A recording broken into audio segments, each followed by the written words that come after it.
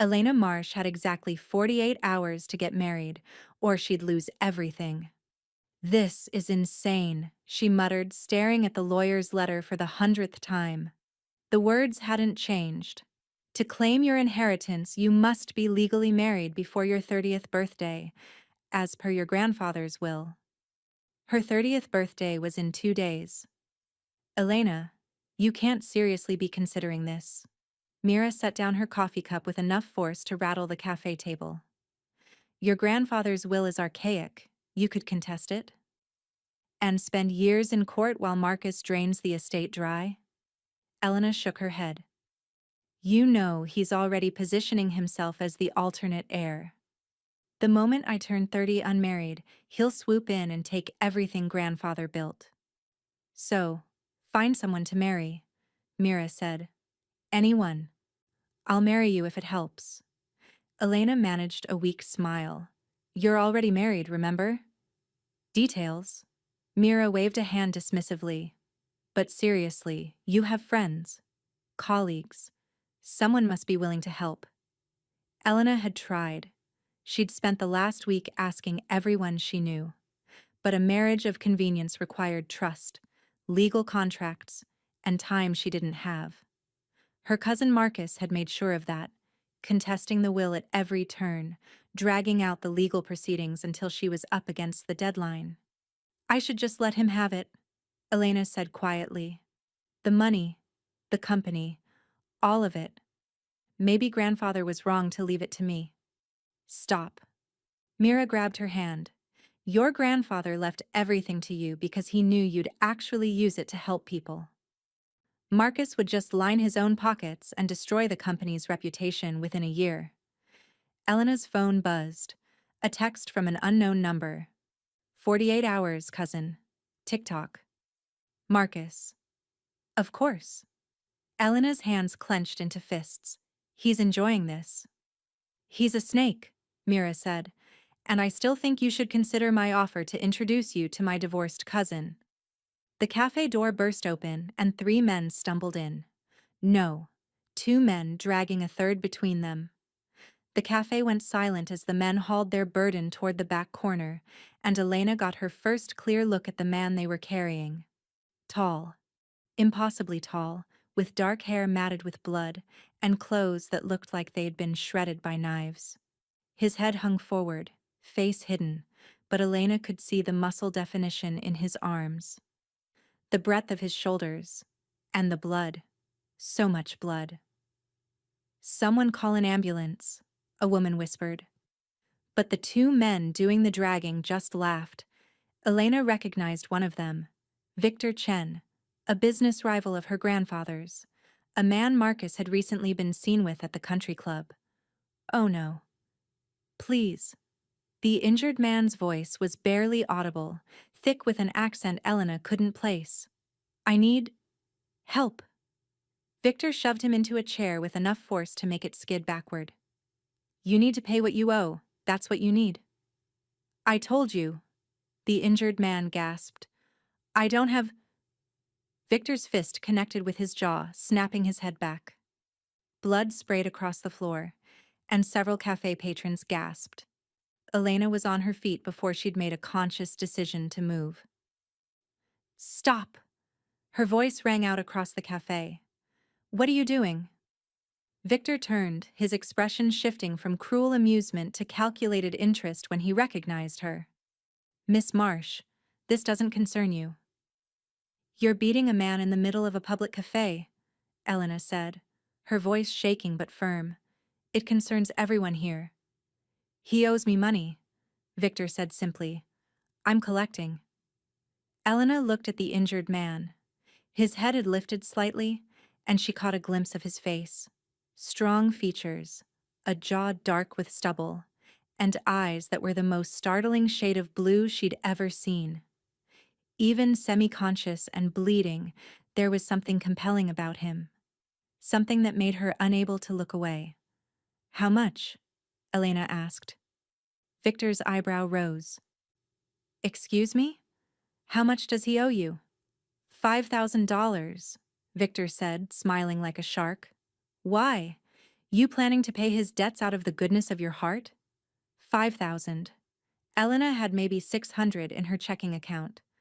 Her inheritance was locked until she married, and her own savings had been depleted fighting Marcus's legal challenges. She had nothing. The injured man's blue eyes met hers and she saw something flicker there. Confusion, hope, and a desperate kind of dignity even in his helpless state. "Leave him alone," Elena said. "Or I'm calling the police." Victor laughed. "Go ahead. By the time they arrive, our friend here will have learned his lesson about borrowing money he can't repay." He drew back his fist again, and Elena did something completely insane. She stepped between them. "Get out of the way," Victor growled. "No." For a moment, everyone froze. Then Victor's expression darkened. "You're making a mistake, Miss Marsh. I'd hate for your cousin Marcus to hear that you're interfering in my business, especially with your inheritance deadline so close." Of course. Marcus and Victor were working together. This wasn't random violence. This was a message. A demonstration of what happened to people who stood in their way. "Touch him again, and everyone in this cafe will be a witness," Elena said, pulling out her phone with trembling hands. "I'm recording.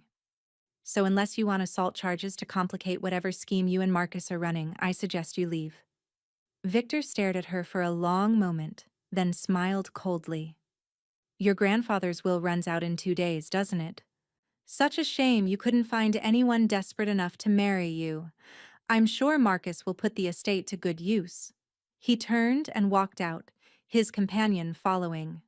The moment they were gone, the cafe erupted in whispers. Elena knelt beside the injured man, her hands hovering over his wounds, unsure where to start. "Are you okay? That's a stupid question. You're clearly not okay. Should I call an ambulance?" "No." His hand caught her wrist, his grip surprisingly strong despite his condition. "No hospitals, please. You need medical attention." "No hospitals," he repeated, and there was something almost desperate in his tone. "I'll be fine. I just need somewhere safe. Few hours." Elena studied him. Up close, she could see the full extent of his injuries, cuts across his face and arms, bruising that was already turning spectacular shades of purple, and something about his left shoulder that looked wrong, swollen and held at an odd angle. But beneath the blood and bruises, she could see he was younger than she'd first thought, maybe early 30s, with a face that would be striking once it wasn't quite so battered. "You can't just walk away from this," Elena said. "Those men, Victor, he'll come after you again." "I know." The man tried to stand and swayed dangerously. Elena caught him, staggering under his weight. "Sit down before you fall down," she commanded. "Can't stay here." His blue eyes met hers with unexpected intensity. Not safe, for anyone. And that's when the insane idea hit her. Elena looked at this stranger. This wounded, desperate stranger with nowhere to go and no one to help him. A man who clearly needed protection. A man who was probably completely unaware that Elena Marsh existed before this moment. A man who might say yes to an impossible proposal, simply because he had no better options. "I have a crazy idea," Elena said slowly, "and you're probably going to think I've lost my mind." His blue eyes studied her warily. "I'm listening." Elena took a deep breath. "Marry me." The cafe went dead silent. The man blinked, then blinked again, as if he wasn't sure he'd heard correctly. "What?" "Marry me. Today. Right now." The words tumbled out faster. "I need a husband to claim my inheritance. You need protection from Victor and whoever else is after you. We can help each other." You're serious?" he asked in that accented voice, something musical in the way he shaped the words. "Completely serious." Elena was amazed at how steady her voice sounded when her heart was hammering against her ribs. "I inherit a substantial estate if I'm married before my 30th birthday, which is in 2 days." You get legal protection as my spouse, a place to stay, medical care, and once the inheritance is settled, we can divorce. 6 months, maybe a year. Everyone walks away better off than they are now. You don't know me, he said quietly. And you don't know me, Elena countered. But I know Victor Chen will kill you if you stay on the streets. And I know my cousin Marcus will destroy everything my grandfather built if I don't meet the terms of the will. So we're both desperate. Might as well be desperate together. The man stared at her for a long moment, and Elena held her breath, unable to believe she'd actually said those words out loud. Finally, he spoke. My name is Kale. Relief flooded through her. Elena. Elena. He tested her name, his accent turning it into something almost musical, drawing out the syllables. You're sure about this? About marrying a stranger? No, Elena admitted. I'm terrified, but I'm out of options, and I think you are too. Kyle's blue eyes searched her face, looking for something Elena couldn't name. Then, slowly, he nodded. Okay, he said. I'll marry you. Elena's breath caught. Really? Really? A ghost of a smile touched his battered face. Though, I should warn you, I'm probably the worst husband you could have chosen. And I'm probably insane for asking, Elena said. So we're even. Behind them, Mira was making frantic. What are you doing? Gestures? Her mouth hanging open in shock. But Elena ignored her. She helped Kale to his feet, letting him lean on her despite the fact that he was easily a foot taller and probably twice her weight in muscle. Can you walk? She asked. I can manage. Good. Because we have a courthouse to get to and about 47 hours to make this legal. As they stumbled toward the door together, a bleeding stranger and a desperate heiress, Elena caught Mira's eye and mouthed, I'll explain later. Mira just shook her head in disbelief, pulling out her phone. Probably to text their mutual friends about Elena's spectacular breakdown, but Elena couldn't bring herself to care. She'd just proposed marriage to a man whose last name she didn't even know, a man who was running from something dangerous enough that he'd rather bleed out than go to a hospital. She'd either just made the best or worst decision of her entire life. She just wasn't sure which yet. Getting married turned out to be surprisingly easy when you were desperate enough. Elena had somehow managed to get Kale into a taxi, ignoring the driver's horrified looks at the blood staining the seat, and directed him to the nearest urgent care clinic. Kale had protested weakly, but she'd been firm. You can't get married if you pass out from blood loss, she'd said. And no, I'm not taking you to a hospital. Whatever you're running from, I won't put you at risk. But you need basic first aid at minimum. The clinic had been blessedly empty on a Tuesday afternoon. A bored nurse had cleaned Kale's wounds, took x-rays to check for fractures, reset his dislocated shoulder with professional efficiency, and wrapped his ribs while pointedly not asking questions. You should really go to a hospital, she'd said, eyeing the extent of his injuries. Some of these cuts might need stitches. I'm fine, Kyle had insisted through gritted teeth as she'd manipulated his shoulder back into place. The nurse had shrugged as if to say, your funeral, and handed Elena a bottle of pain medication and antibiotic ointment. 2 hours and $300 later, money Elena really couldn't spare but somehow felt compelled to spend, they'd emerged with Kale cleaned up enough to not look like he'd just survived a murder attempt. The clinic had even given him a clean t-shirt to replace his blood-soaked, shredded one. Thank you, Kale had said quietly as they climbed back into a taxi, his voice rough with exhaustion or emotion or both. For this. For everything. Thank me after we're legally married, Elena had replied, trying to ignore the way her stomach fluttered when he looked at her. The courthouse wedding had been surreal. Elena had filled out forms in a daze, her hand shaking as she wrote her information. Beside her, Kale had moved slowly, carefully, clearly in pain despite the medication, but his handwriting had been surprisingly elegant despite his injuries. "Full name?" the clerk had asked him. "Cale Thorne," he'd said, and Elena had filed the information away. Cale Thorne, her soon-to-be husband, the stranger she was binding herself to legally for the sake of money and survival. "Do you have identification?" the clerk had asked, and Elena's heart had stopped. What if he didn't? What if he was using a fake name?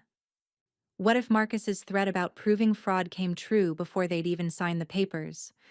But Cale had produced a driver's license, slightly battered but valid, and handed it over. The clerk had examined it, copied the information, and handed it back without comment. Elena had released a breath she didn't know she'd been holding. The ceremony itself had lasted maybe 5 minutes.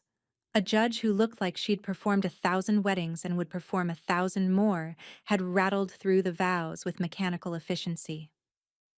"Do you, Elena Christine Marsh, take this man to be your lawfully wedded husband?"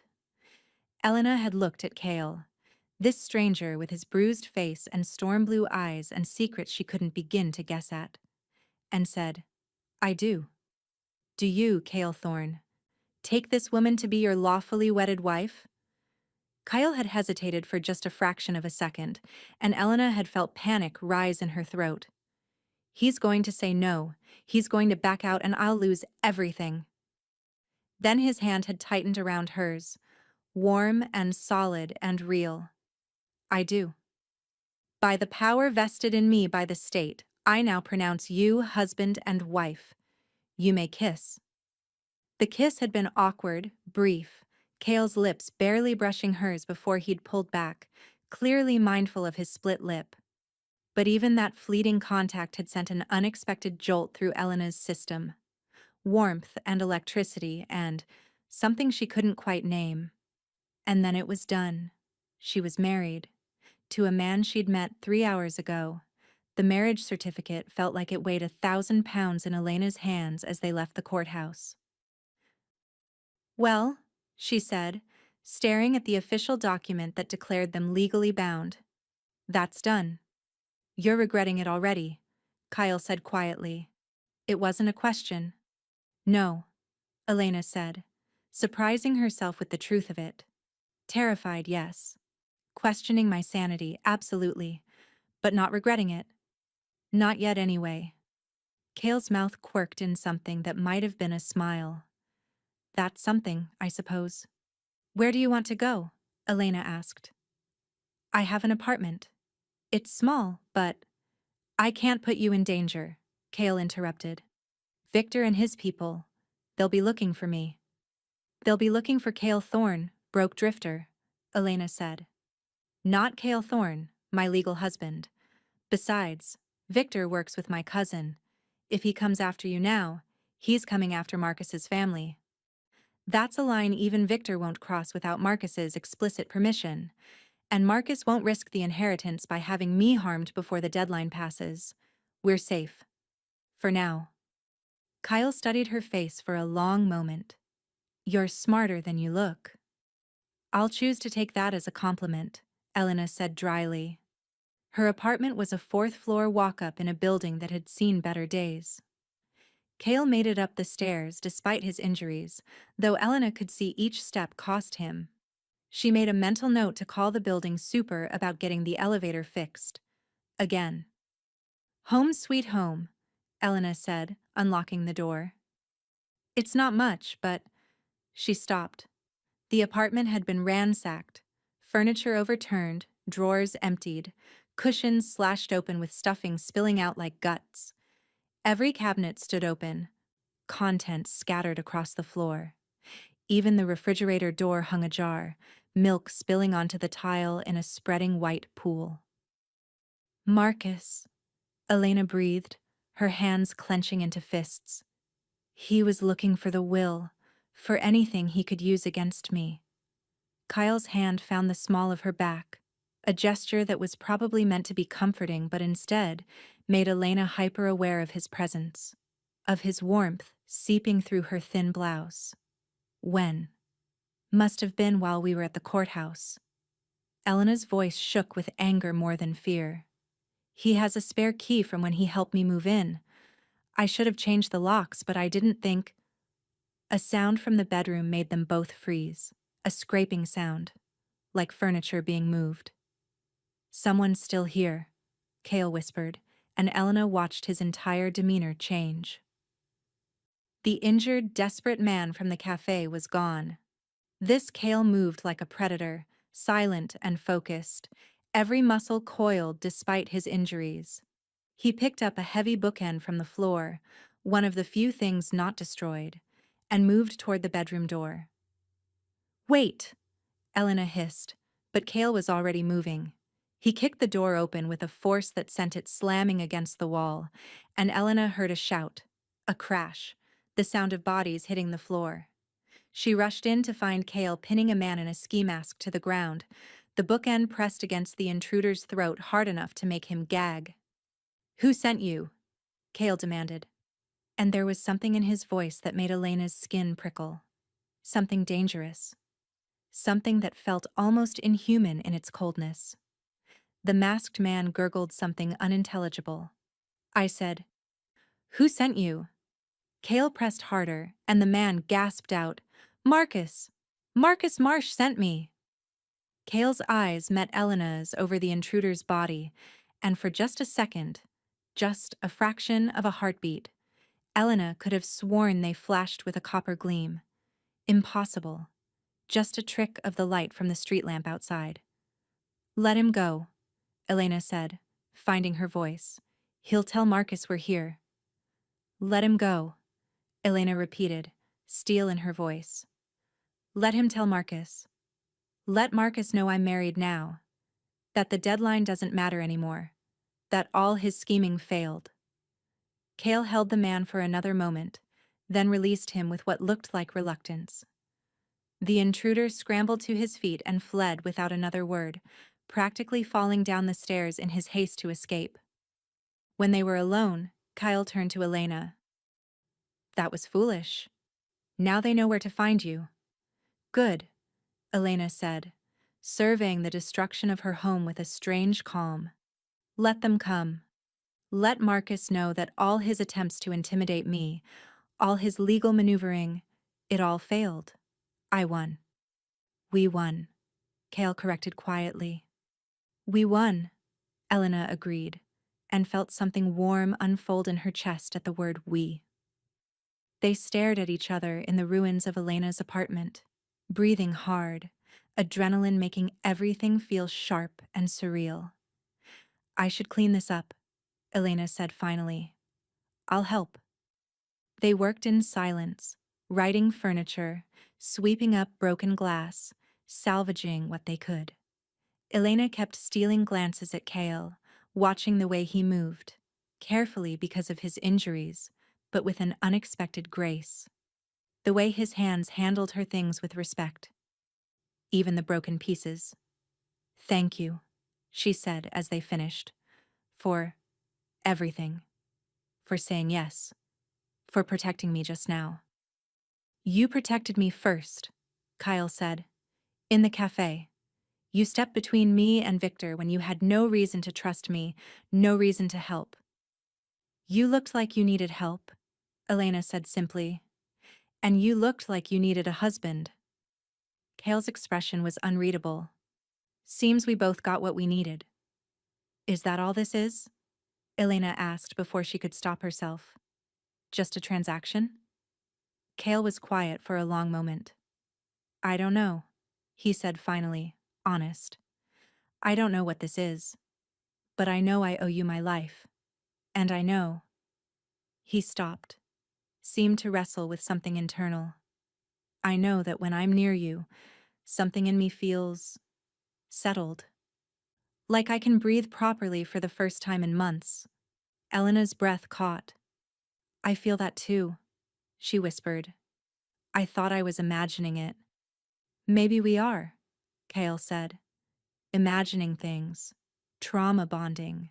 Whatever psychologists would call what happens when two desperate people make insane decisions together." "Or maybe," Elena said, Maybe it's something else. Kale's hand reached up, seemingly of its own accord, and tucked a strand of hair behind her ear. The gesture was so tender, so unexpected, that Elena felt tears prick her eyes. "Get some rest," he said softly. "You take the bed. I'll sleep out here." "Kale, you're injured." "I've slept in worse places in worse condition," he said. "I'll be fine." Elena wanted to argue, but exhaustion was crashing over her in waves. It had been the longest, strangest day of her life. "Thank you," she said again, "for everything." "Thank me when we make it through this," Kale said. "When you have your inheritance and I'm free." Free from what? Elena wanted to ask. But Kale had already turned away, settling gingerly onto her battered couch. Elena went to her bedroom, changed into pajamas, and collapsed onto her bed. Through the thin walls, she could hear Kale's breathing, slow and steady, despite what he must be feeling. She'd married a stranger today, a man who might be running from the law, from debt, from something worse. A man who had secrets in his storm-blue eyes and moved like violence barely leashed. But when she closed her eyes, all she could think about was the warmth of his hand on her back, the tenderness in his touch as he'd moved her hair. "What have I done?" she thought. And deep in the night, as she finally drifted off to sleep, she thought she heard Kale whisper something in that foreign language, musical and haunting. She didn't know the words, but somehow they sounded like a prayer. Elena woke to screaming. For a disoriented moment she couldn't place the sound. Then she realized it was coming from her living room, where Kale had insisted on sleeping despite her offers of the bed. She ran out to find him thrashing on the couch, caught in the grip of a nightmare. His skin was burning hot, soaked with sweat, and when his eyes snapped open, they were glowing copper bright. Elena froze. Not a trick of the light, not her imagination. His eyes were actually, impossibly, glowing like molten metal. "Kyle," she whispered. He didn't seem to hear her. His gaze was unfocused, fevered, seeing something that wasn't there. He spoke in a language Elena didn't recognize, liquid and musical and utterly foreign, the same language she'd heard him whisper before sleep claimed her. "Kale, you're scaring me." Elena reached out to touch his shoulder, to wake him, to bring him back. The moment her hand made contact, Kale moved with inhuman speed. His hand shot out, catching her wrist, pulling her down toward him with strength that shouldn't have been possible for someone so injured. "No," Elena gasped, trying to pull away. "Kale, stop." But he wasn't Kale anymore, or not the Kale she'd known for the past 12 hours. This was something else entirely, something primal and dangerous that looked at her with those burning copper eyes and saw not a person but something else. Something that called to whatever lived beneath his skin. His other hand came up to cup her face, fingers threading through her hair with surprising gentleness. He pulled her closer, his nose brushing along her throat, and Elena felt him inhale deeply, as if drinking in her scent. The sound he made was barely human, a low rumble that vibrated through his chest and into hers. "What are you?" Elena breathed. Fear and something else. Something she didn't want to name, flooding through her. Kale's only response was to tilt her head to the side, exposing the vulnerable line of her throat. His lips brushed against her pulse point, and Elena's treacherous body responded with a shiver that had nothing to do with fear. "Please," she whispered, though she wasn't sure if she was begging him to stop or continue. Then his teeth sank into her neck. The pain was sharp and immediate, stealing Elena's breath. She tried to scream, but no sound came out. Her vision blurred, darkness creeping in from the edges, but even as consciousness faded, she felt something else. Heat spreading from the bite through her veins, burning through her like liquid fire. Her heart hammered, Her blood sang, and something deep inside her that had been sleeping her entire life suddenly stirred and opened its eyes. The last thing she heard before darkness claimed her was Kale's voice, broken and anguished, speaking words she couldn't understand but felt in her soul. Words that sounded like an apology, like a claim, like a promise. When Elena woke, sunlight was streaming through the windows, painting her living room in shades of gold.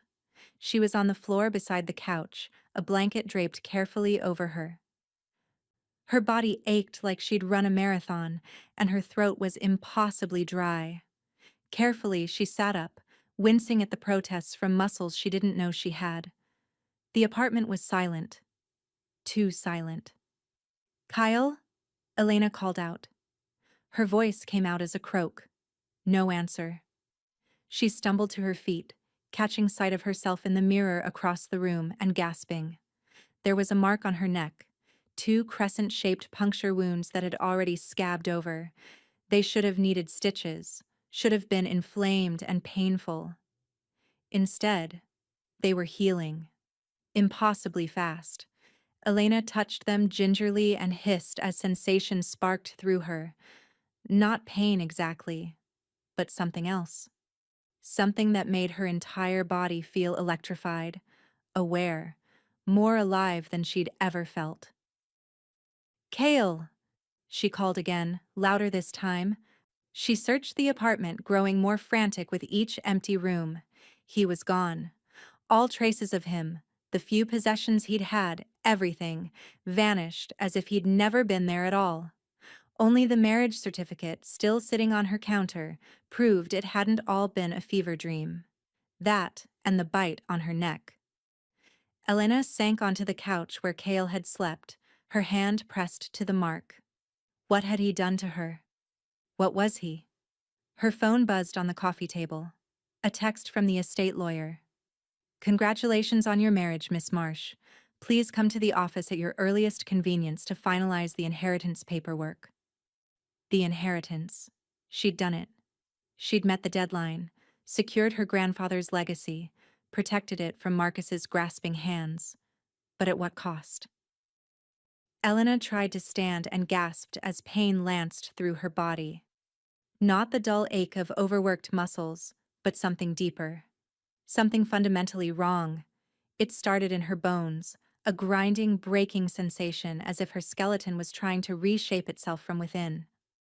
Then her muscles began to burn, tearing and reforming, and Elena collapsed to the floor with a strangled cry. This had happened before, she realized through the agony.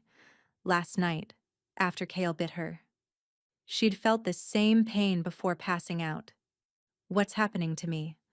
The pain crested and broke like a wave, leaving her gasping on the floor in a spreading pool of morning light. And in its wake came a clarity she'd never experienced before. She could hear her neighbor's conversation 3 floors down, every word crystal clear as if they were standing beside her. Could smell the coffee brewing in the apartment across the hall, could identify the brand by scent alone. Could sense the vibrations of footsteps in the stairwell as if they were happening right beside her. Could tell from the pattern that it was Mrs. Chen from 2B heading down to check her mail. Her senses had been enhanced. Impossibly, dramatically enhanced. Elena pulled herself to her feet, staring at her hands. They looked normal, felt normal. But she knew with absolute certainty that she was no longer entirely human. Kale had done something to her, changed her, marked her with those impossible copper eyes and inhuman strength, and then he'd run. Elena's phone rang, making her jump. Marcus's name flashed on the screen. She answered, her voice surprisingly steady despite everything. "I heard you got married," Marcus said without preamble, his tone dripping with disdain. "To some homeless nobody. You think that's going to save you?" "It already has," Elena said, amazed at how calm she sounded. "The marriage is legal, Marcus. The inheritance is mine. You've lost. We'll see about that." There was something dark in his voice, something that made Elena's new senses prickle with warning. I've been doing some research on your new husband, cousin, Cale Thorne. Interesting name. No credit history before 6 months ago. Minimal background. Barely any records at all. It's almost like he doesn't exist. Like he appeared out of nowhere. Elena's stomach clenched. What's your point? My point is that a marriage based on fraud is invalid. And when I prove your husband is using a fabricated identity, the courts will annul the marriage and void the inheritance claim. My lawyers are already filing the paperwork. You can't. Can and will, Marcus interrupted. Enjoy your victory while it lasts, Elena. It won't be for long. Oh, and you might want to be careful. I heard Victor Chen is still looking for your new husband. Something about money owed. Would be a shame if Victor found him before you did. He hung up. Elena stood in her ransacked apartment, her body aching with mysterious pain, a bite mark on her neck from a husband who'd vanished without explanation, and her cousin threatening to destroy everything she'd fought for. She looked down at the marriage certificate, at Cale's elegant signature beside her own. The lawyer's office could wait. The inheritance paperwork could wait. First, she had to find her husband. And discover what, exactly, she was becoming. Elena pulled on clothes with trembling hands, grabbed her purse and the marriage certificate. She had a feeling she'd need proof. And headed for the door. She had no idea where to start looking for a man who'd appeared out of nowhere, but her enhanced senses were pulling her somewhere. West, toward the old industrial district. She didn't question the instinct. Just followed it. The city looked different to her changed eyes. Sharper. More vivid. She could see details she'd never noticed before. The individual threads in strangers' clothing, the micro-expressions that flashed across faces too quickly for normal human perception. And she could smell him. Cale. His scent was faint but distinct, a trail only she could follow. Pine and snow and something wild. Elena followed that scent through streets and alleys, her new instincts guiding her steps, her body adapting to abilities she didn't understand. She was changing, and somewhere out there, the man responsible for that change was waiting. Whether he knew it or not. 3 weeks had passed since the night Cale disappeared. 3 weeks since Elena had woken on her living room floor, the bite on her neck already faded to nothing more than a faint scar that tingled when she touched it. 3 weeks of telling herself she'd imagined everything, the copper eyes, the impossible strength, the way her senses had sharpened to supernatural levels. You're doing it again? Mira said, waving a hand in front of Elena's face. Elena blinked, realizing she'd been staring out the cafe window for the past 5 minutes, her coffee growing cold in her hands. Sorry, what were you saying? I was asking if you'd heard from your mysterious husband. Mira's eyes sparkled with barely suppressed curiosity. The whole city's still buzzing about your impromptu wedding. Elena Marsh marries a homeless man to save her inheritance. Then he vanishes the same night. It's like something out of a romance novel. Or a thriller. I can't decide which. If only you knew the half of it, Elena thought.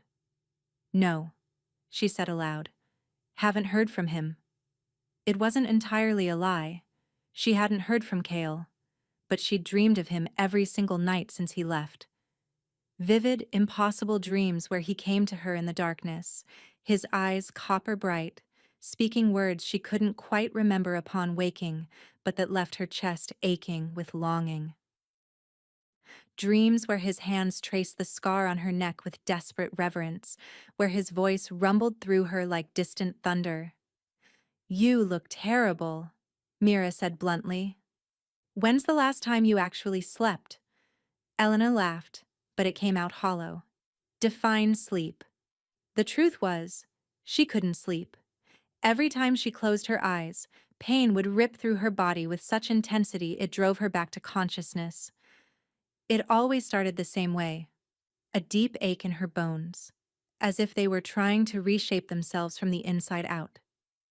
Then it would spread, muscles burning, joints screaming until she was curled on her bed gasping for air.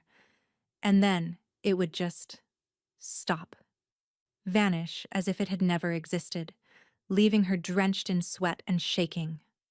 During those 3 weeks, Elena had claimed her inheritance. She'd gone to the lawyer's office the day after Cale disappeared, marriage certificate in hand, and signed all the necessary paperwork. The Marsh estate was hers now. The company, the investments, the properties. Everything her grandfather had built. Marcus had contested it, of course. His lawyers had filed motion after motion, challenging the marriage, demanding investigations. But Cale's identity checked out. His records were sparse, yes, but legal. The marriage was valid. She'd won. So why did she feel like she'd lost everything that mattered? Elena, seriously, maybe you should see a doctor, Mira said, real concern in her voice now. I'm fine, Elena lied. Just stress from everything with Marcus, and the company transition, and finding a contractor to fix my apartment. She'd had the locks changed the day after the break-in. Had security cameras installed, had the super add a deadbolt to her door. The apartment was as secure as she could make it now, but it still felt empty without Cale. Mira didn't look convinced, but she let it drop. Well, when you finally track down that husband of yours, I want to meet him.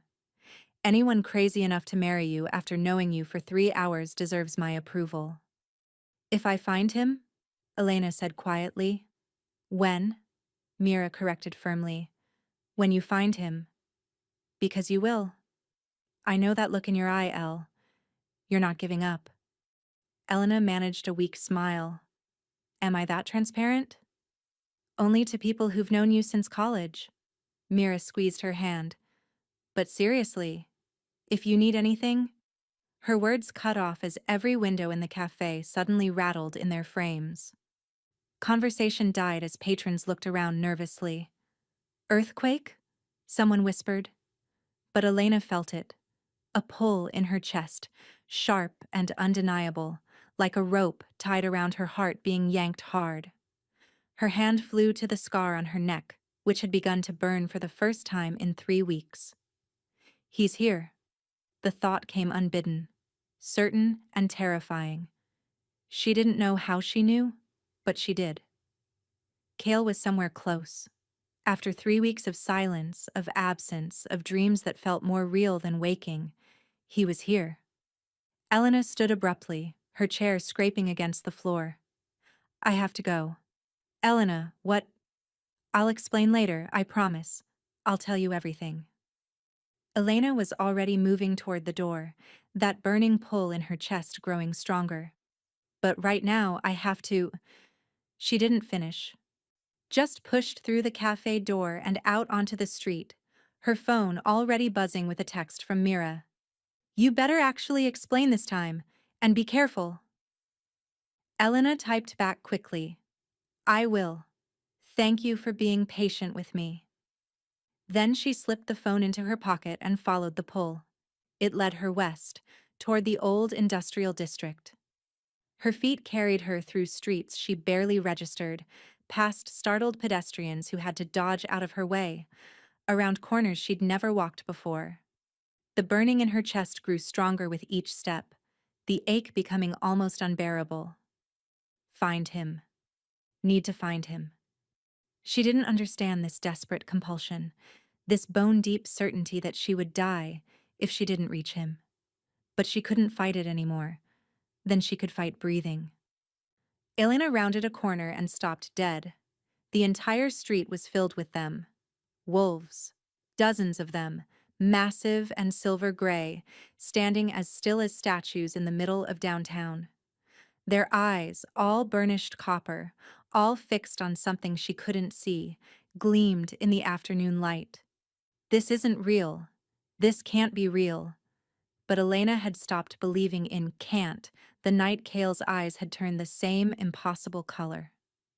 The wolves parted as she walked forward, creating a path straight through their ranks. None of them moved to stop her. Some even lowered their heads as she passed, a gesture that felt oddly like respect, like recognition. At the center of the pack stood a man. Not Kale. This man was older, with silver threading through his dark hair and scars crisscrossing his bare arms. He wore clothes that looked expensive, well-tailored, nothing like Kale's ragged appearance that first day, and his eyes, when they fixed on Elena, were the same impossible copper as the wolves surrounding them. "Elena Marsh," he said, his voice carrying a slight accent, "the human who married our king." The world tilted. "You're... what?" "King Kyle has been searching for you for 3 weeks," the man continued. "Ever since he recovered enough to remember what he'd done. I'm Dmitri, his second in command. And you, Elena Marsh, are in grave danger." Elena opened her mouth to respond, and that's when the pain hit. It exploded through her body without warning, so intense it drove her to her knees. Elena's scream tore through the afternoon quiet as her bones began to crack and reform. Not like the previous episodes, which had stopped after a few agonizing minutes. This time, the transformation was trying to complete itself. Through her agony, she heard Dmitri barking orders in a language she didn't understand, felt strong hands lifting her, saw the wolves scatter and reform around her like a protective wall. "Hold on," Dimitri's voice rumbled above her. "We're taking you to him. To Kale. He'll know what to do." Kale.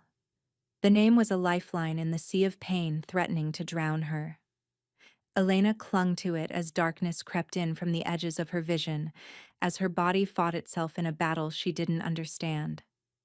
The last thing she saw before unconsciousness claimed her was a massive black wolf racing toward them, larger than all the others, its copper eyes wide with what could only be described as terror. And somehow, impossibly, Elena knew those eyes, even as the darkness swallowed her whole. Elena woke to silk. Silk sheets beneath her, silk curtains filtering golden light, silk tapestries covering stone walls that looked like they belonged in a castle, not a hospital. "Where?" Her voice came out as a croak. "Easy." A woman's face appeared above her, elderly, with kind eyes and silver hair braided in an intricate pattern. "You've been through quite an ordeal. I'm Vera, the pack's healer. Here, drink this." She held a cup of water to Elena's lips, and Elena drank gratefully, the cool liquid soothing her raw throat. Pack. The word should have sounded insane. Instead, it settled over Elena like a puzzle piece clicking into place. "The wolves," Elena whispered when she could speak again. "They were real. Very real." Vera helped her sit up, propping pillows behind her back. "As real as the king who's been pacing outside your door for the past 2 days, driving everyone to distraction." 2 days. Elena had been unconscious for 2 days. "I want to see him," Elena said. "Kale. I want to see Kale." Vera's expression grew complicated. "He's not ready to face you. The guilt over what he's done, it's eating him alive. I've never seen our king like this." "What he's done?" Anger flared hot in Elena's chest, cutting through the lingering exhaustion. "He saved my life that night. Protected me from Victor's men when they would have beaten him to death." "And then he marked you," Vera said quietly, settling into a chair beside the bed. "Claimed you as his mate while delirious with wolfsbane poisoning. Do you understand what that means, child?" Elena's hand went to her neck, to the scar that had stopped burning but still tingled with awareness. "Not really. A mating mark bonds souls together," Vera explained, her voice gentler now. "Forever. It creates a connection that transcends death itself. But it should be a choice. What Kale did, even fevered, even dying, our law calls it violation." "But I'm not dying," Elena said. "Dmitri said I should have died." "You should have," Vera agreed, studying Elena with fascination. "No full human has ever survived a king's claiming mark. The power in it is simply too much. It burns through human bodies like wildfire. But you survived because you have wolf blood in your ancestry. Distant, perhaps 3 or 4 generations back, but enough to let you endure what would kill anyone with purely human lineage. Elena's mind reeled. Wolf blood? That's impossible. You're extraordinary, Vera interrupted. Your great-grandmother, perhaps? Or her mother? Somewhere in your line, there was a wolf. And that heritage, however diluted, is what saved your life. What's allowing your body to adapt to Kale's mark, instead of being destroyed by it? Before Elena could process that revelation, footsteps echoed in the hallway outside. Heavy, purposeful steps that made her heart skip. The door opened. Kale stood in the doorway, and Elena's breath caught. Gone were the ragged clothes and hollow-eyed appearance. This Kale wore black leather and dark silk, his shoulders squared with natural authority. His jaw, clean-shaven now, revealed a face too beautiful to be entirely human. Everything about him screamed power, from the way he held himself to the silver circlet worked into his dark hair. A crown. This was no broken man she'd found in that alley. This was a king. "You look better?"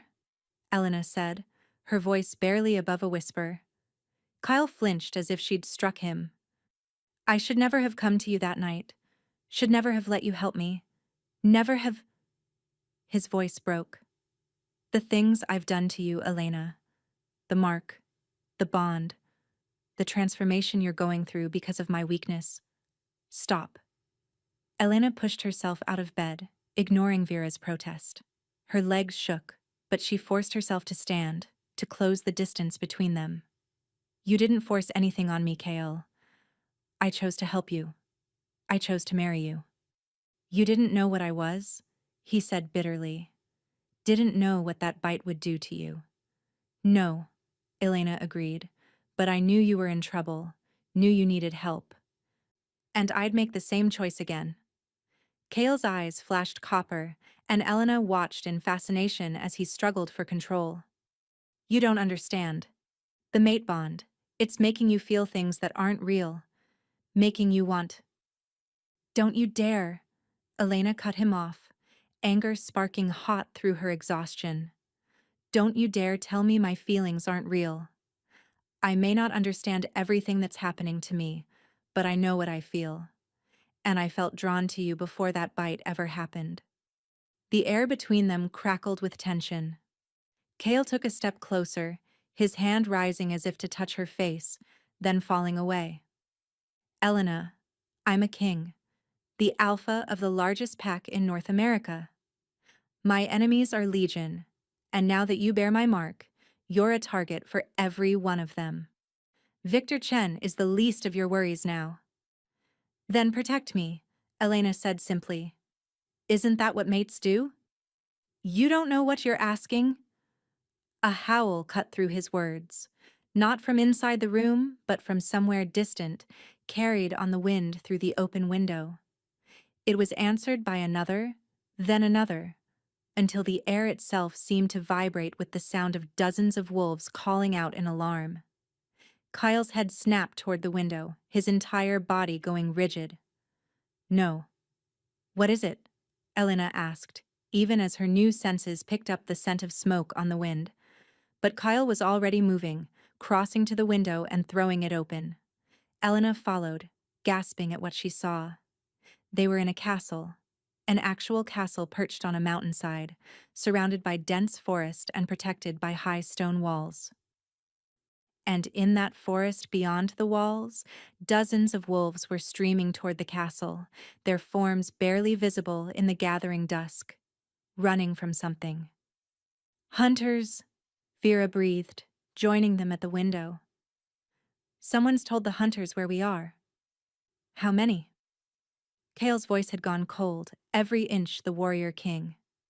"At least 50, came a voice from the doorway. Dimitri, Elena recognized him now, stood at attention. "Marcus Marsh is leading them, my king. He's got wolfsbane weapons and silver nets. They've breached the outer wall with explosives. This isn't a raid. This is an extermination. Marcus. Elena's blood ran cold. Her cousin had found them. He's here for me, she said, the realization hitting like a physical blow. This is about the inheritance. He knows if he kills me, the marriage doesn't matter. And if he can't prove it's fraud, he'll just eliminate me entirely. He's not going to touch you, Kale said. And there was something absolutely feral in his voice. Something that made Elena's wolf blood sing in recognition. He turned to Dmitri. Evacuate the non-combatants to the lower levels. Full lockdown protocol. Have warriors stationed at every entrance. And you, my king. Kale's eyes met Elena's, copper bleeding through the blue until they glowed like burnished metal. I'm going to remind these hunters why we're called apex predators. I'm coming with you, Elena said. Absolutely not. He's my cousin, Elena interrupted. My family, my mess. I won't hide while you fight my battles. You can barely stand, Kale argued. Your body is still adapting to the change. If you try to shift now, in your condition, it could kill you. You've never transformed before. And if I don't, Elena challenged. If I just hide up here while Marcus kills your people, my people, how is that any better? Kyle's jaw clenched and Elena saw him struggling with himself through their bond. Elena! An explosion rocked the castle, sending stone dust raining from the ceiling. Screams echoed from somewhere below, human and wolf both. They're inside the castle, Dmitri reported grimly, his face pale. They've breached the main gate. Kyle made a decision. He turned to Vera. Take her to the safe room, lock her in if you have to. This isn't a request. Kale, no. But he was already shifting, his human form rippling and reforming into the massive black wolf Elena had seen racing toward her before she lost consciousness 3 weeks ago. He was easily twice the size of a normal wolf, with eyes that burned with intelligence and fury and something ancient. The wolf, Kale, looked at her one last time. Then he was gone, racing down the hallway with Dmitri following in wolf form at his side. Come, child, Vera said gently, urgency in her voice now. We need to get you to safety, now. Elena let herself be led down a different corridor, her mind racing. Through the stone walls, she could hear sounds of battle, snarls and screams, the clash of metal, the acrid smell of smoke and gunpowder beginning to filter through the air. They reached a heavy iron door set into the wall. Vera produced a key, her hands shaking slightly as she worked the lock. In here, there's food, water, medical supplies. You'll be safe until... A scream cut through the air, a woman's scream, high and terrified and close. Both Elena and Vera froze. That's Clara, Vera breathed, recognizing the voice. She was supposed to evacuate with the others. She must have been cut off. Another scream, closer now. And beneath it, a man's cruel laughter that Elena recognized all too well, even though she'd only heard it once before. Marcus. Her cousin was inside the castle. Vera grabbed Elena's shoulders, her eyes fierce despite her age. Listen to me. You stay here. You lock this door behind me, and you don't come out for anyone except Kale. Do you understand? No one else. But promise me. Vera's fingers dug into Elena's arms.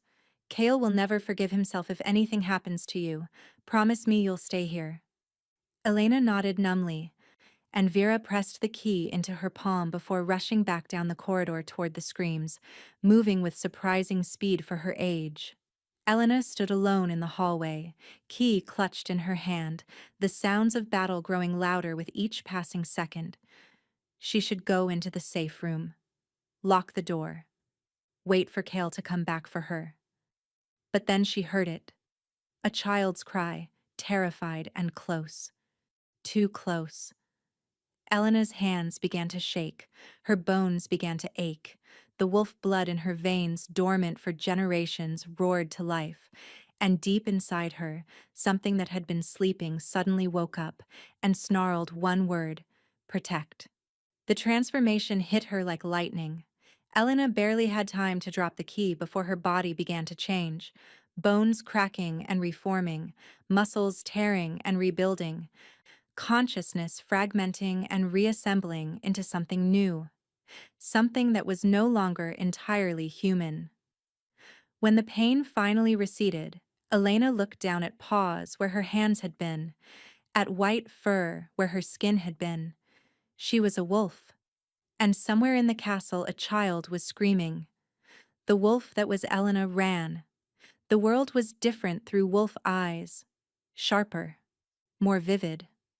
Elena could see in the dim castle corridors as if it were daylight, could smell the fear sweat of the people hiding in locked rooms, could hear heartbeats thundering through stone walls like drums, and she could smell blood. So much blood. She followed the child's cries through winding passages, her new body moving with an instinct she didn't understand but trusted completely. Every sense was heightened to an almost overwhelming degree, the smoke from the fires burning somewhere above making her nose itch, the sound of distant combat making her ears swivel, the stone floor cold and rough beneath her paws. Turn left here. Down the stairs. Follow the scent of innocence and terror. The thoughts weren't quite words, more like knowledge that simply appeared in her mind. The wolf knew how to hunt, knew how to track, knew how to kill if necessary to protect the pack. And right now, it wanted to kill. Elena rounded a corner and skidded to a halt, claws scraping against stone. A little girl, maybe 7 years old, was pressed against the wall, tears streaming down her face. Standing over her was a man in tactical gear, a silver blade gleaming in his hand. "Please," the girl whimpered. "Please. I don't want to hurt anyone." "You're a monster," the hunter snarled, "just like the rest of them, and monsters need to be put down." Rage exploded through Elena's wolf form. She didn't think, didn't plan, just launched herself at the hunter with a snarl that shook the corridor walls. The man barely had time to turn before Elena's jaws closed around his weapon arm. She bit down hard, tasting blood and metal, feeling bones snap beneath the pressure of her jaws. The silver blade clattered to the floor as the hunter screamed, the sound echoing off stone. Elena released him and put herself between the man and the child, every hair on her body standing on end, lips pulled back to reveal teeth designed to tear through flesh and bone. "Mine," something primal in her snarled. "My pack. My family. Mine to protect." The hunter clutched his mangled arm, his face pale with shock and pain. You're her, the human who married the king." His eyes widened with realization. "Marcus said you'd be easy to kill, that you were just some weak—" Elena snapped her jaws inches from his face, cutting off his words. The hunter scrambled backward, then turned and fled down the corridor, leaving a trail of blood in his wake. Let him run. Let him tell Marcus exactly what happened. Let Marcus know his weak cousin had become something he should fear. Elena turned to the little girl who was staring at her with huge, frightened eyes. Slowly, carefully, Elena lowered herself to the ground, making herself as non-threatening as possible despite her size. The girl's fear began to fade, replaced by wonder. "You're pretty," she whispered, reaching out tentatively to touch Elena's white fur. Are you the queen? The one everyone's been talking about?" Queen. The word settled over Elena like a mantle she hadn't asked for but somehow fit perfectly. She wasn't just Kale's mate.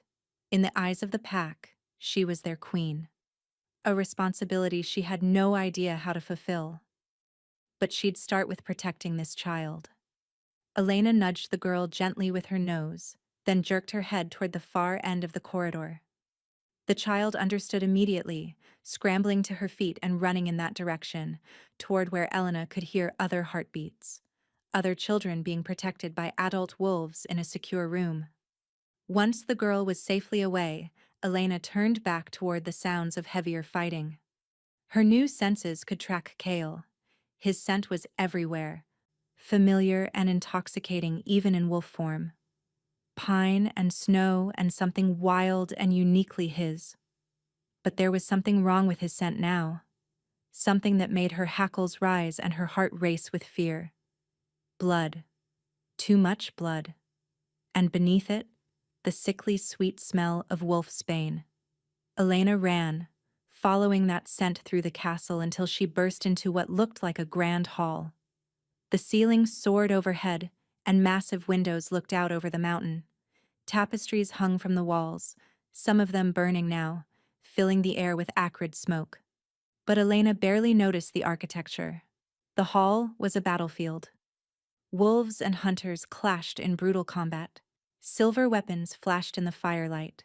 Bodies, both human and wolf, lay motionless on the stone floor, blood pooling beneath them.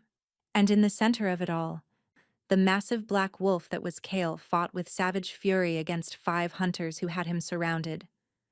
They'd trapped him with silver nets that sizzled where they touched his fur, raising angry welts on his skin. One of them wielded a spear tipped with what Elena instinctively knew was wolfsbane, the poison that had nearly killed him before. Kale was bleeding from a dozen wounds, his movements slowing, each breath coming harder than the last. He was losing. Elena's vision went red. She didn't remember crossing the hall, didn't remember the moment she launched herself at the hunter with the spear.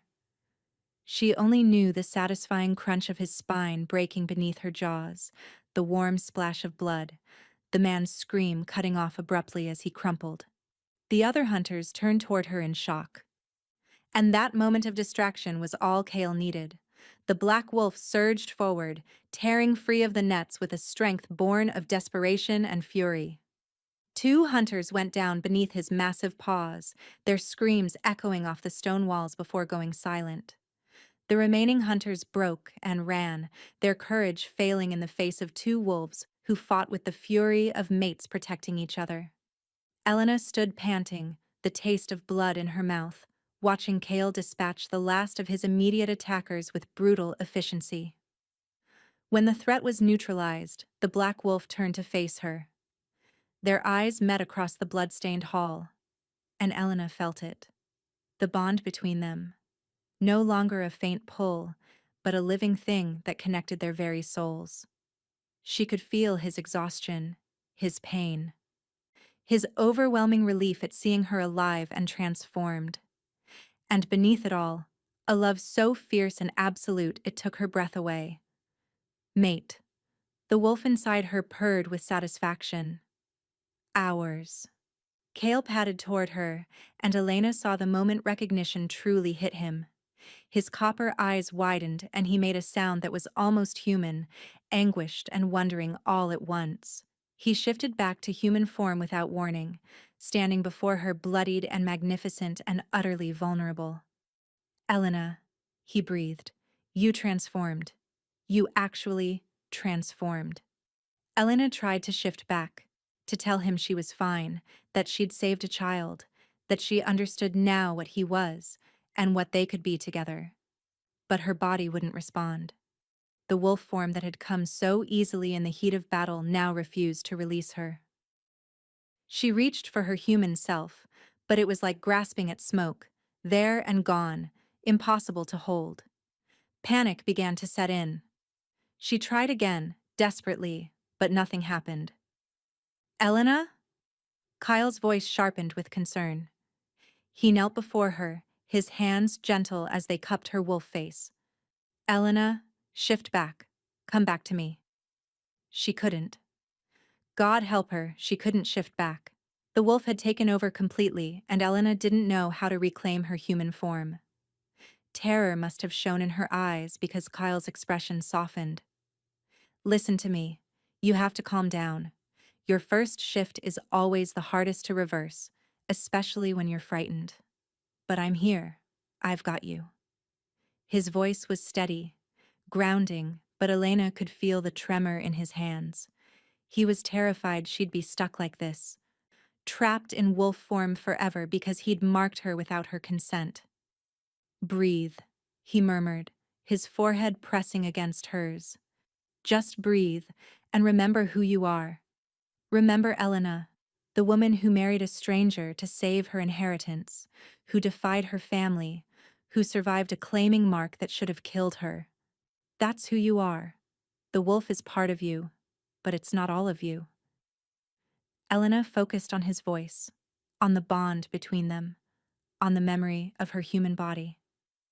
The way her hands felt, the sound of her own voice, the sensation of standing on 2 legs instead of 4. Slowly, painfully, she felt the shift begin. Bones cracked and reformed. Fur receded into skin. Paws became hands and feet. And then she was human again, naked and trembling in Kale's arms. I've got you, he whispered into her hair.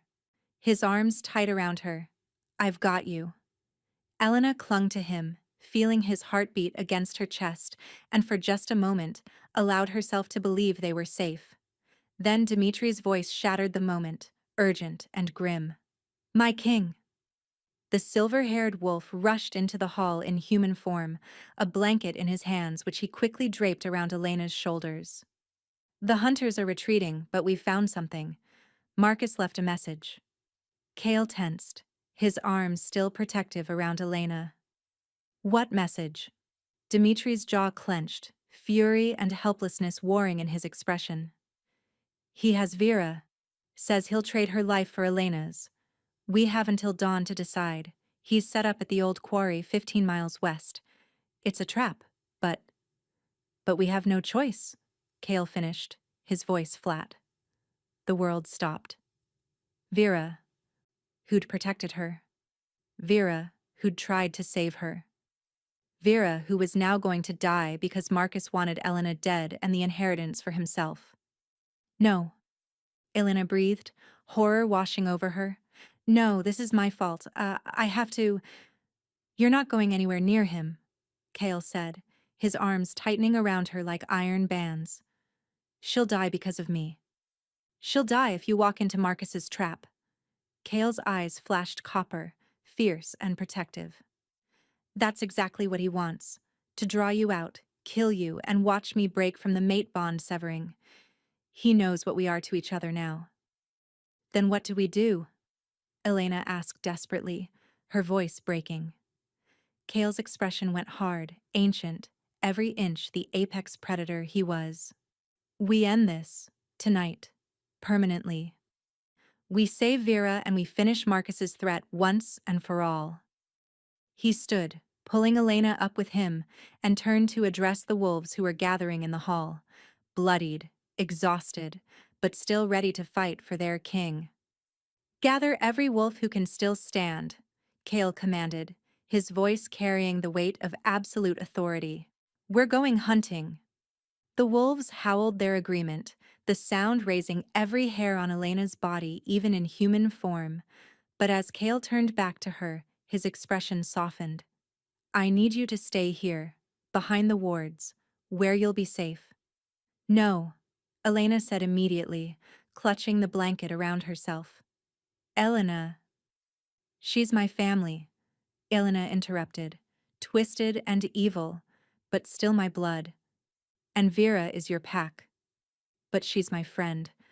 I'm not hiding while you risk your life to save her. I'm coming with you. Kale's jaw clenched. You just had your first transformation. You couldn't control the shift back without help. If you transform in the middle of a fight, then you'll be there to help me shift back, Elena said firmly. Like you just did. I'm your mate, Kyle. Your queen. That means something, doesn't it? That means I don't get to hide when my people are in danger. Something flickered in Kale's eyes. Pride, love, and resignation all mixed together. You're going to be the death of me, or the making of you, Elena countered. Kale pulled her close, pressing his forehead to hers. If anything happens to you, it won't. Elena promised. We'll save Vera and Marcus. And then. She trailed off, suddenly uncertain. And then? Kale prompted. Elena met his eyes, seeing her own hopes and fears reflected there. And then, we figure out what it means to be mates. For real this time. With no secrets between us. Kale's hand came up to cup her cheek, his thumb tracing the line of her jaw with devastating tenderness. I can live with that. He kissed her then. Fierce and desperate and full of promises they might not live long enough to keep. When they finally broke apart, the wolves were waiting, ready to follow their king and queen into battle. And somewhere in the darkness, Marcus was counting down the hours until dawn, certain of his victory. He had no idea what was coming for him. They found Marcus at the old quarry, 15 miles from the castle. The abandoned industrial site sprawled across the mountainside like a scar. Rusted machinery, crumbling concrete, and a pit so deep the bottom disappeared into darkness. The perfect location for an ambush, isolated and treacherous. And in the center of it all, tied to a steel beam with silver chains that burned her skin, was Vera. It's a trap, Dmitri growled through the mind link that connected the pack, his wolf form massive beside Elena's smaller white one. Every instinct I have is screaming at me to turn back. Of course it's a trap, Kale's voice rumbled through their joined minds. Marcus isn't stupid, but we're not leaving her. Elena could see Vera even from their position in the tree line surrounding the quarry, could smell her fear and pain, hear her labored breathing. The silver chains were burning her skin wherever they made contact, raising angry welts. Vera had been here for hours, suffering, because of her, because Marcus wanted to draw Elena out. How many hunters can you sense? Kale asked through the link. At least 30, another wolf reported. Positioned on the high ground, in the machinery, behind the concrete barriers. They've got us surrounded before we even enter the kill zone. And Marcus? There. Elena spotted him, her wolf vision picking out the figure standing on a platform overlooking the quarry. Even at this distance she could see his smug expression, the way he checked his watch as if bored, waiting for her to arrive, certain she would come, certain he would win. New plan, Kyle said through the link. Dmitri, take half the pack and circle around to the north access road. Create a distraction, draw their fire. The rest of us will use the chaos to reach Vera and get her out. And what about Marcus? Elena asked, her wolf voice strange in her own mind, more growl than words, but understood perfectly by the pack through their bond. Kale's black wolf turned to look at her, copper eyes blazing. He's mine. No. Elena stepped forward. He's mine. This started because of me, because of my inheritance. It ends with me. Elena. I'm not asking permission. She interrupted through the link. I'm telling you how this is going to go. You save Vera. I'll handle Marcus. The pack stirred uneasily. Dimitri's wolf made a sound that might have been a laugh. My queen, you've been a wolf for less than a day. Marcus has been hunting our kind for years. He knows our weaknesses. Then he'll underestimate me, Elena said.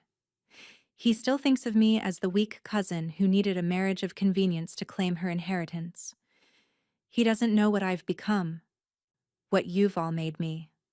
Kale was silent for a long moment, and Elena could feel the war raging inside him through their bond. Every instinct screamed at him to protect her, to keep her safe, to never let her near danger. But he was also a king. And he understood that sometimes the only way to truly protect someone was to let them fight their own battles, to trust them to be strong enough. You stay in the mind link, he finally said. The second you're in trouble, you call for help. No heroics. No heroics, Elena agreed. Liar, the bond whispered. They both knew it. Kyle's plan unfolded with military precision. Dimitri's group attacked from the north, their howls splitting the night as they engaged the hunters positioned there. Gunfire erupted, silver bullets hissing through the air, followed by screams, both human and wolf. In the chaos, Kale led the remaining wolves down into the quarry itself, using the rusted machinery as cover, moving like shadows through the industrial wasteland. Elena went alone, circling wide to approach Marcus's platform from behind. Her new wolf body moved through the darkness like a ghost, silent and deadly. She could hear Marcus shouting orders to his hunters through a radio, directing them to focus fire on Dimitri's group. He had no idea she was coming for him. Elena reached the base of the platform and shifted. The transformation was easier this time, though still agonizing. Her body was learning, adapting. Bones cracked and reformed. Fur receded into skin. Fangs became human teeth. When it was done, she stood naked and shaking in the shadows beneath the platform. She needed clothes, needed a weapon.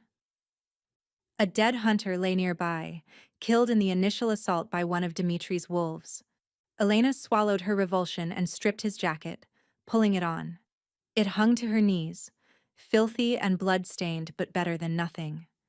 She took his knife too. Not silver, thankfully, just cold steel.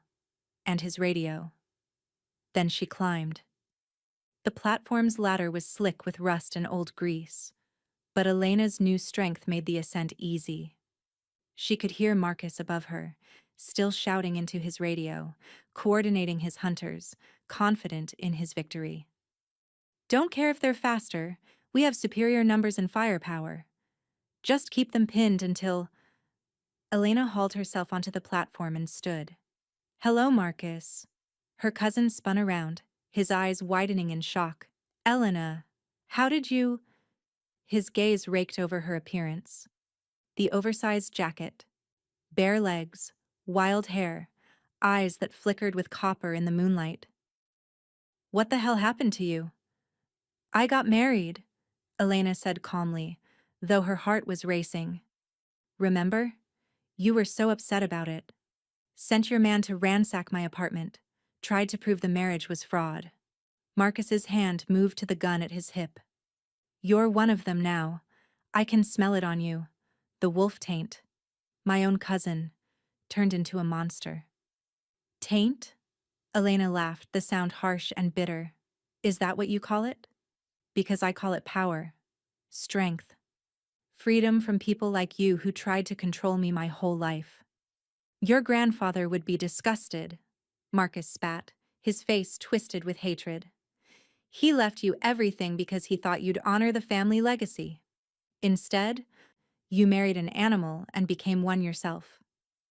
"My grandfather," Elena said softly, taking a step closer, "left everything to me.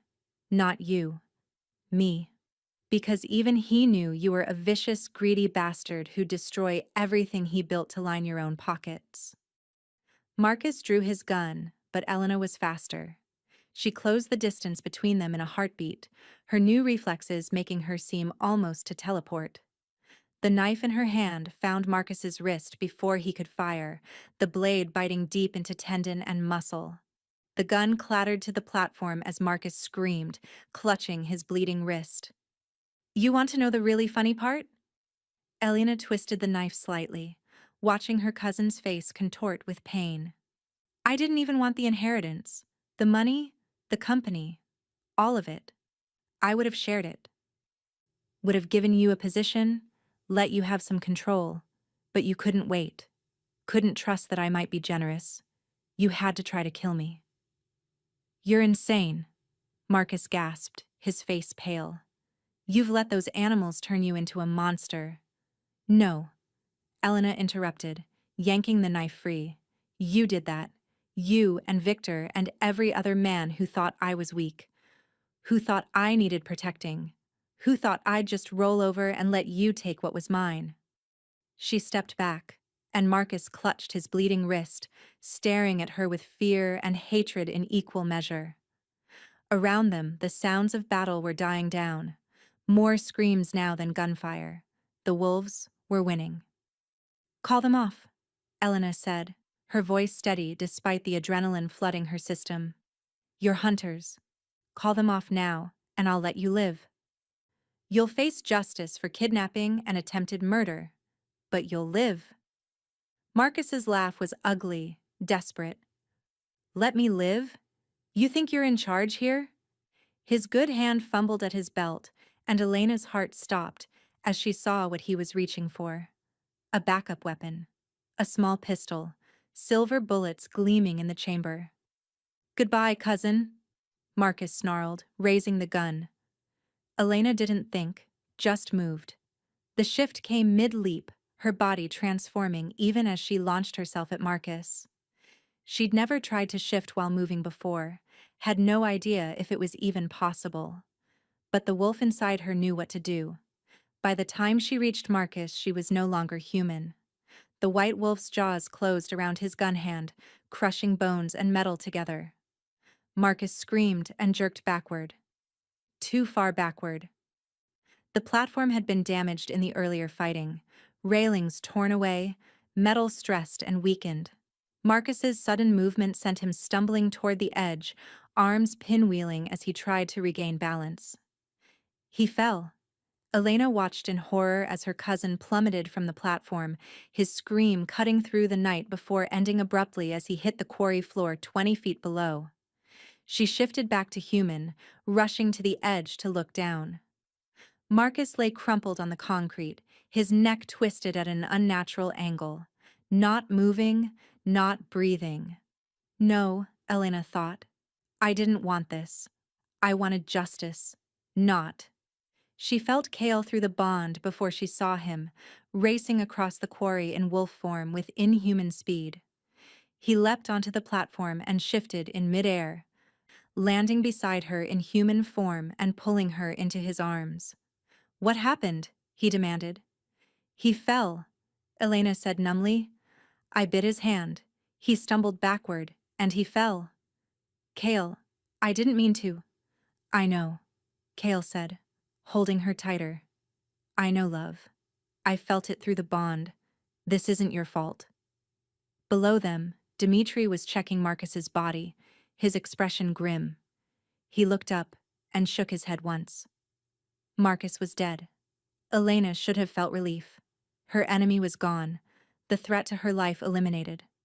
The inheritance was secure. She'd saved Vera, and the pack was safe. But all she felt was hollow. "I wanted him to face justice," she whispered, "to answer for what he'd done, not this." "I know," Kyle said again, his hand stroking her hair. "But Elena, listen to me. Marcus made his choices. He chose to hunt my people. He chose to kidnap Vera. He chose to try to kill you. This outcome was always a possibility the moment he went down this path." Around them, the pack was gathering. The hunters had fled or surrendered. Vera was being freed from her chains, alive and relatively unharmed despite her ordeal. It was over. Marcus was dead. Victor had fled the country. Elena's inheritance was secure. Her position as Kale's mate, and the pack's queen, was established. She'd won. So why did victory taste like ashes? "Come on," Kale said gently, wrapping his own jacket around her shoulders over the dead hunter's coat. "Let's go home." "Home," Elena repeated, the word feeling strange in her mouth. But as Kale helped her down from the platform as the pack gathered around them in silent support, as Dmitri reported that the hunters who'd survived were being detained for questioning, Elena realized something. She did have a home now. Not the apartment she'd lived in for years, not the mansion she'd inherited from her grandfather. Home was here, with this impossible man who'd marked her soul, with this pack who'd accepted her as their queen despite her human origins. Home was wherever the wolves ran, and Elena was a wolf now. Forever. The castle was transformed when they returned just before dawn. What had been a battlefield hours before had been cleaned and restored with supernatural efficiency.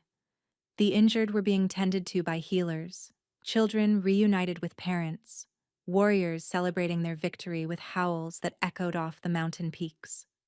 The air smelled of healing herbs and wood smoke and triumph. Vera found Elena the moment she entered the great hall, pulling her into a fierce embrace that made Elena's ribs ache. "Foolish girl," the old healer muttered, her voice thick with emotion. "Charging into danger like that. You could have died." "But I didn't," Elena said, hugging her back just as tightly. "And neither did you. That's what matters." Vera pulled back, studying Elena's face with knowing eyes. "You've changed. I can see it in you. The transformation has fully settled. You're one of us now. Truly." "Is that permanent?" Elena asked, though she already knew the answer. "As permanent as anything in this world," Vera confirmed. "You can shift back and forth at will now, but you'll never be fully human again. Your lifespan will match Kale's, centuries instead of decades. Your strength, your senses, everything enhanced beyond mortal limitations. Centuries with Kale." The thought should have been overwhelming, but instead, Elena felt only relief washing over her. She wouldn't have to watch him age while she grew old and died. They would have time, real time, to build a life together, to learn each other, to become the mates the bond said they already were. "There's one more thing," Vera said carefully, her expression growing serious. "The mate bond, it's not complete yet." Elena frowned, her hand going instinctively to the scar on her neck. "What do you mean? I can feel him constantly. His emotions, his presence. It's like he's always with me." "That's the claiming mark," Vera explained. "Kale marked you that first night, creating the bond. But for it to be truly complete, truly permanent and unbreakable, you have to claim him back." Heat flooded Elena's cheeks. "How?" Vera's smile was knowing, ancient. "The same way he claimed you, child, with a bite. But this time, you'll both be conscious, both willing. It's a ritual as old as our kind, the completion of the mate bond. Without it, the bond remains one-sided, vulnerable." "And if I don't?" Elena asked, though she already knew she would. The thought of not completing what had been started felt wrong, like leaving a sentence unfinished. "Then the bond remains incomplete.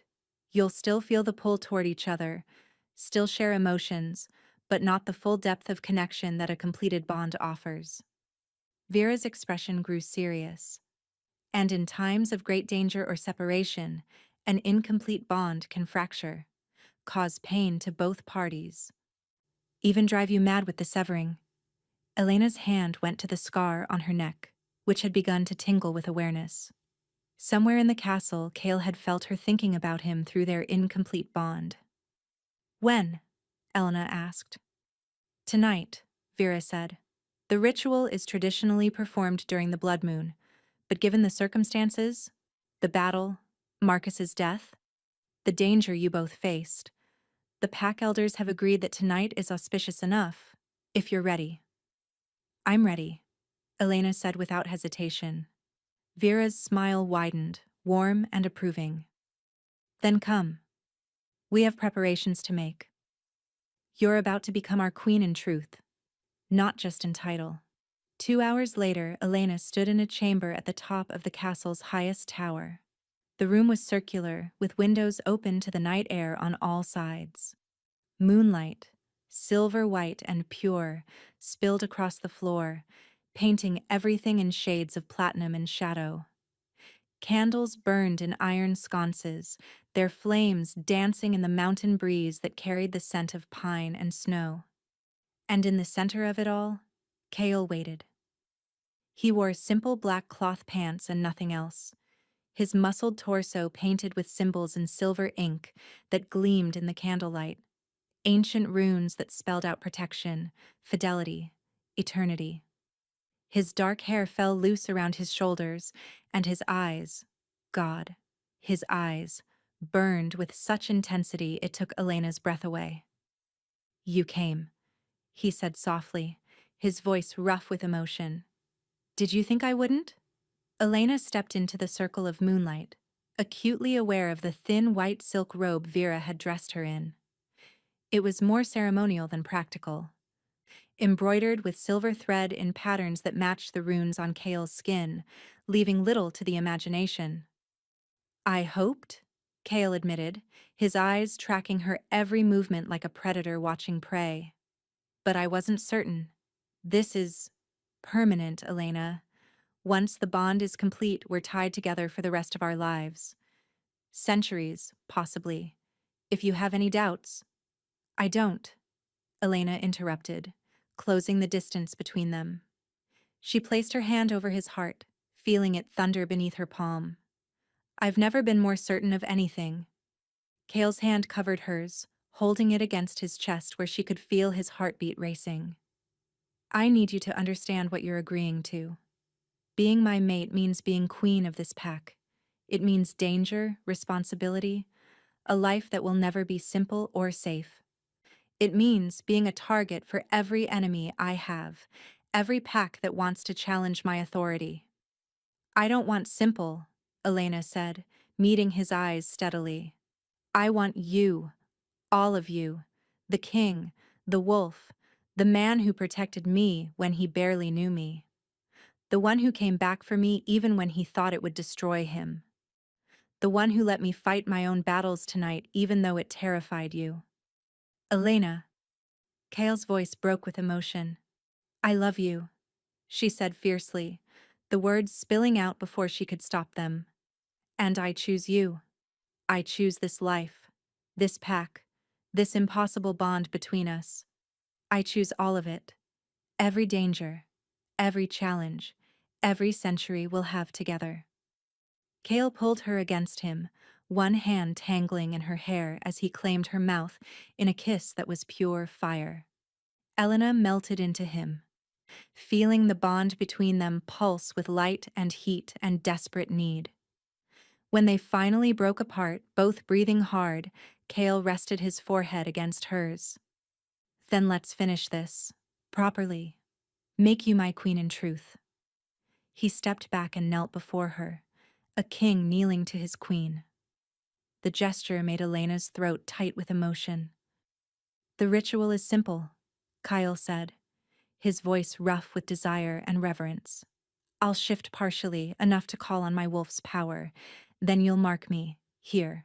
He touched the spot where his neck met his shoulder, mirroring the mark he'd given her. "Your wolf will know what to do. Trust your instincts." "And then?" Elena asked, though she thought she knew. "And then we'll be bound. Completely. Forever. Two halves of one soul." Elena nodded, her heart racing. "I'm ready." Kale's eyes flashed copper, and she watched in fascination as his body began to shift. Not into full wolf form, but something in between. His features sharpening, becoming more primal, fangs elongating, power rolling off him in waves that made the candles flicker and dance. He tilted his head, baring his throat in the ultimate gesture of trust and submission. Elena felt her own wolf rise in response, felt her eyes begin to glow, felt the ancient instinct singing through her blood like a song she'd always known but never heard. Mate. Ours. Claim him. Complete the bond.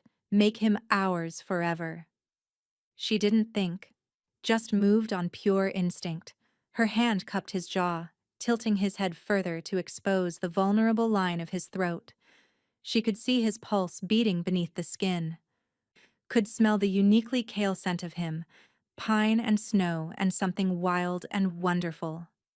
"Mine," she whispered, her fangs extending. "Yours," Kale breathed, his eyes glowing brighter. "Always yours. Forever yours." Elena's fangs sank into his flesh, and the world exploded into light. Power surged through the bond like lightning, so intense it drove them both to their knees. Elena tasted copper and magic, and Kale's very essence on her tongue, felt their souls crash together with the force of a supernova. Their minds opened completely to each other, all barriers dissolving as memories and emotions poured between them like water finding its level. She felt what he'd felt that first night in her apartment. Dying from wolfsbane poisoning, barely conscious, then her face appearing above him like salvation. The wonder and confusion as she'd spent her last coins to save a stranger. The moment he'd known, even fevered and delirious, that she was his mate. The terror when he'd woken to discover he'd marked her, potentially condemning her to death. She felt his devastation during the 3 weeks of searching, trying to find her before the incomplete bond killed her, before his mark destroyed her from within. She felt his agony during the battle tonight, watching her fight, wanting to protect her but knowing he had to let her be strong. And beneath it all, she felt his love, fierce and absolute and utterly consuming. A love that would last centuries, that would weather any storm, that would never falter or fade. Kale's arms came around her, holding her as the bond settled into place like a key turning in a lock. When Elena finally released him, pulling her fangs from his flesh, tears were streaming down both their faces. "I felt everything," she whispered in awe. "Kale, I felt everything you've felt for me, from the very beginning." "And I feel you," Kale said, wonder in his voice as he touched her face with trembling fingers. "Your courage, your compassion, your strength. Elena, you're magnificent. You're everything I never knew I needed." The mark on his neck glowed silver in the moonlight, twin to the one he'd given her. Perfectly symmetrical, perfectly balanced, complete. "How do you feel?" Kyle asked, his thumb brushing away her tears. Elena took inventory. The constant ache that had plagued her since the first bite was gone, replaced by a sense of wholeness she'd never experienced before. She could feel Kale in her mind, not intruding, but present. A warm, constant presence like the sun on her skin. "I feel like I've come home," she said, and knew it was the truth. Kale smiled, that devastating, beautiful smile that made her heart skip. "You have. You're home, my queen, my mate, my Elena, my heart." He kissed her again, and this time, Elena let herself fall into it completely. Let herself feel the bond singing between them.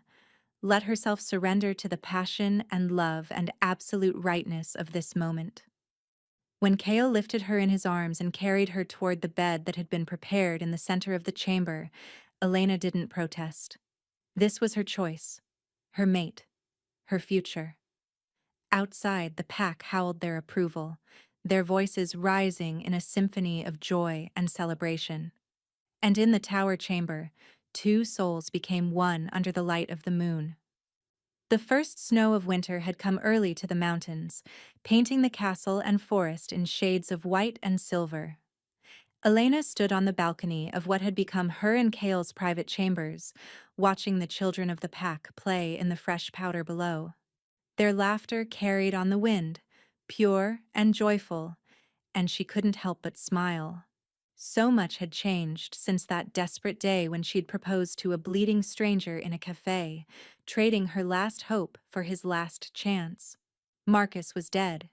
His estate had been liquidated, the proceeds donated to charities that helped supernatural communities integrate safely with human society. Victor Chen had been extradited from Thailand and was awaiting trial for his role in the attacks. And the Marsh inheritance, every penny of it, had been transformed into a foundation that Elena now ran, using her grandfather's wealth to actually help people instead of simply accumulating more money. The money didn't matter anymore. She had something far more valuable. "There you are." Kale's arms came around her waist from behind, pulling her back against the warmth of his chest. "I was wondering where my queen had disappeared to."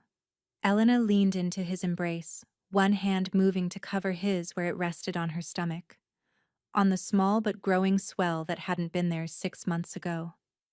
"Just watching," she said softly, "thinking about how different everything is now, how much has changed." Better or worse?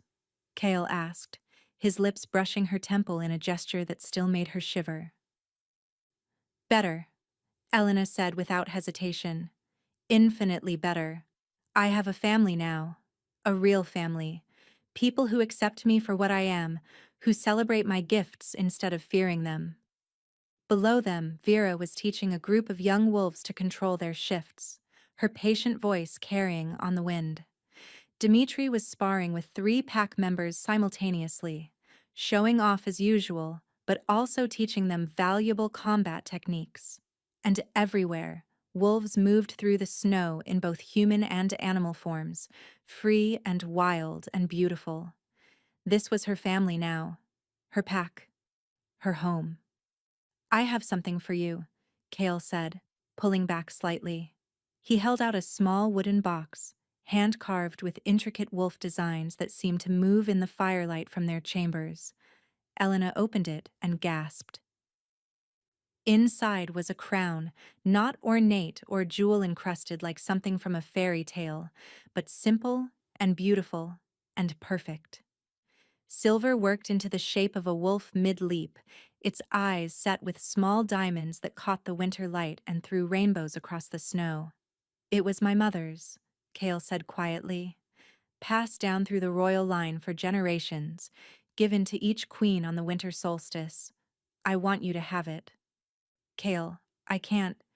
It's a family heirloom. Your family, Kale interrupted gently. You're my mate, my queen, the mother of my child. His hand moved to rest more firmly on her stomach, on their secret that wouldn't stay secret much longer. You're the one who'll pass it down to our daughter someday, when she becomes queen in her own right. Daughter. The ultrasound Vera had performed last week had confirmed it. A girl, healthy and strong, with what Vera swore was already a powerful presence. Elena covered his hand with hers, feeling the new life moving inside her. Another impossibility. Another miracle in a life that had become full of them. Are you sure you're ready for this? She asked. The same fear she'd been carrying for weeks finally finding voice. For everything that comes with a child? The responsibility? The danger? With you by my side? Kyle turned her to face him, his eyes warm with love and certainty. I'm ready for anything. We're ready for anything. Together. He lifted the crown and placed it gently on her head. The silver was cool against her skin, but it felt right. Like the final piece of a puzzle clicking into place. My queen? Kale said softly, his voice full of reverence and love. My mate. My heart. The mother of my child. My king, Elena whispered back, standing on her toes to kiss him. My mate. My home. The father of our daughter. They kissed as the pack erupted in cheers below, having noticed the crown, understanding what it meant. The official recognition of their queen, the celebration of new life to come, the continuation of the royal line. Mira was there too. She'd been invited to the castle weeks ago, had been told the truth about everything, and had surprised Elena by accepting it all with remarkable equanimity. I always knew you were destined for something extraordinary, she'd said. I just thought it would be running a Fortune 500 company, not becoming queen of the werewolves. Now Mira stood among the pack, grinning up at the balcony, giving Elena an enthusiastic thumbs up that made her laugh. Elena smiled against Kale's lips, thinking about the journey that had brought her here. From a desperate woman facing an impossible deadline to a queen standing in a castle, from human to wolf, from alone to surrounded by family and love. All because she'd made one insane, impossible decision. To marry a stranger. To trust her instincts when everything seemed wrong. To believe in something more than what her eyes could see. To open her heart to the impossible. And she'd never regretted it for a single moment. Come on, Kale said, taking her hand. The pack is waiting. They're eager to celebrate their queen and the heir she carries. Elena let him lead her down from the balcony, through corridors that had become familiar, toward the great hall where the pack had gathered for the winter solstice celebration. She wore a crown now, carried new life within her, ruled a pack alongside the man who held her heart. But she was still Elena, still the woman who'd stepped between a stranger and violence in a cafe, still the one who'd defied her family to claim what was hers, still the one who'd chosen love over fear, again and again. And as she entered the great hall to the cheers of her pack, Kale's hand warm in hers and their daughter safe beneath her heart, Elena knew with absolute certainty that this was only the beginning.